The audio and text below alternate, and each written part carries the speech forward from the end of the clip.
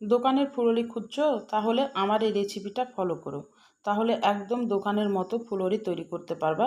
আর একদম ঘরে থাকা উপকরণ দিয়ে ঘরে কিন্তু আহ, এই উপকরণগুলো থাকে। আমি একদমই সহজভাবে এই ফুলুরিটা তোমাদের তৈরি করে দেখাবো। দোকানের চেয়ে কিন্তু বেশি টেস্টি এবং একটা হেলদি খাবার বা স্বাস্থ্যকর। আসসালামু আলাইকুম, হ্যালো বন্ধুরা, তোমরা কেমন আছো? আশা করি তোমরা ভালো আছো। আমি আলহামদুলিল্লাহ ভালো আছি। আমার শখের কিচেনে তোমাদের সবাইকে স্বাগতম। প্রতিদিনের মতো আবার একটি রেসিপি নিয়ে এসেছি, ফুলুরি রেসিপি। আমি এখানে বুটের বেসন নিয়েছি। এই বেসনটা কিন্তু আমার বাড়িতে তৈরি করা, আমি নিজেই তৈরি করেছি।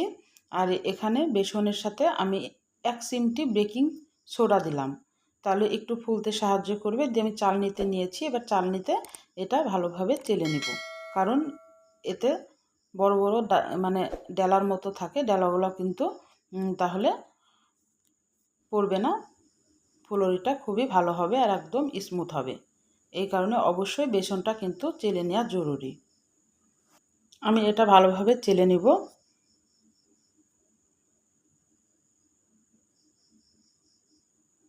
অনেকগুলা কিন্তু ডেলা আছে, আর এখানে কিন্তু নোংরাও ছিল। এবার আমার চালা হয়ে গেল। এবার আমি এখানে একটু পরিমাণ মতো লবণ দিয়ে দিলাম। লবণটা দিয়ে একটু ভালোভাবে মিশিয়ে নিলাম। নিয়ে একটু হলুদ গুঁড়া আর একটু ঝালের জন্যে শুকনা মরিচের গুঁড়া আর একটু জিরার গুঁড়া। জিরার গুঁড়াটা দিলে কিন্তু খুবই টেস্ট হয় এই ফুলুরিটা। দিয়ে এবার পানি দিয়ে এটা ভালোভাবে এখন মেখে নিব। আমার স্কিপ হয়ে গেছে, আমি কিন্তু কালো জিরা দিয়েছি, আস্ত কালো জিরাটা দিয়েছি। দিয়ে এবার পানি দিয়ে অল্প অল্প পানি দিয়ে আমি বেসনটাকে একদম ফুলুরি মানে ফুলুরিটা যেন তৈরি করা যায় এভাবে গোলাটা তৈরি করে নিব। আর ফুলুরিতে একটু কালো জিরা দিলে কিন্তু খুবই মজা লাগে খেতে। আর দোকানের মতো যদি ফুলুরি তোমরা খুঁজো, তাহলে কিন্তু আমার ফুলুরিটা তোমরা ফলো করে কিন্তু তৈরি করতে পারো, একদম দোকানের মতো হবে। আর এখানে কিন্তু ব্যাটারটা একদম ভালোভাবে ফেটিয়ে নিতে হবে 10 মিনিট মতো। ব্যাটারটা ফেটিয়ে ফেটিয়ে একদম যখন সাদা সাদা ভাব হয়ে আসবে, তখন জানবা যে ব্যাটারটা একদম পারফেক্ট মানে ফেটানো হয়েছে। এটা তোমরা হাত দিয়েও করতে পারো বা হ্যান্ড দিয়েও করতে পারো।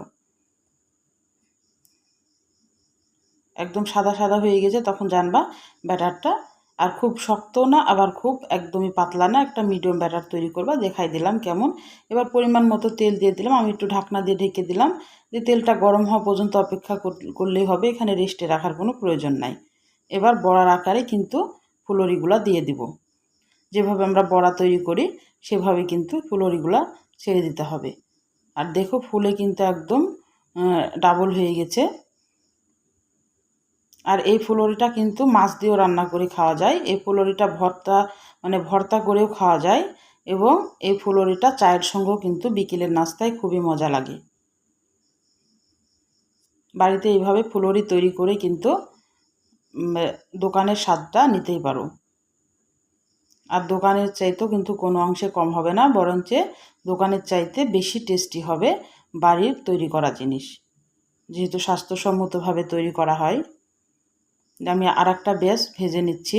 এক ব্যাচ আমি তুলে নিলাম, আর এক ব্যাচ দিয়ে দিলাম।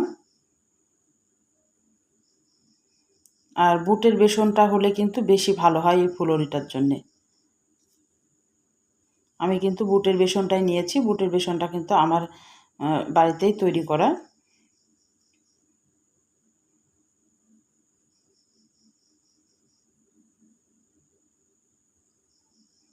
লাল করে উল্টে পাল্টে ভেজে নিতে হবে। তাহলে আমার রান্নার যদি কোনো অংশই তোমাদের ভালো লাগে, প্লিজ আমার চ্যানেলটাকে সাবস্ক্রাইব করে দিও।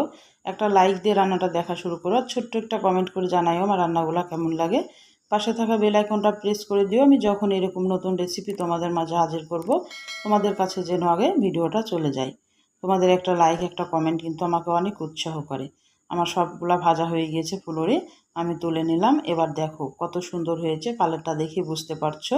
ঝটপট কিন্তু একটু বেসন গুলিয়ে কিন্তু এই ফুলুরিটা তৈরি করে তোমরা বাড়িতে চায়ের সঙ্গে কিন্তু খেতে পারো, বা মাছ দিয়েও কিন্তু এটা রান্না করলে খুবই মজা লাগে। যারা খাওনি তারা একবার ট্রাই করে দেখতে পারো, মাছ দিয়ে এটা রান্না করে খুবই মজা লাগে কিন্তু খেতে। আবার ভর্তাটা করলেও কিন্তু খুবই ভালো লাগে খেতে। তাহলে আজকের মতো বিদায় নিচ্ছি। তোমরা সুস্থ থাকবা, ভালো থাকবা। আবার কোনো নতুন রেসিপির সাথে হাজির হবো। আল্লাহ হাফেজ।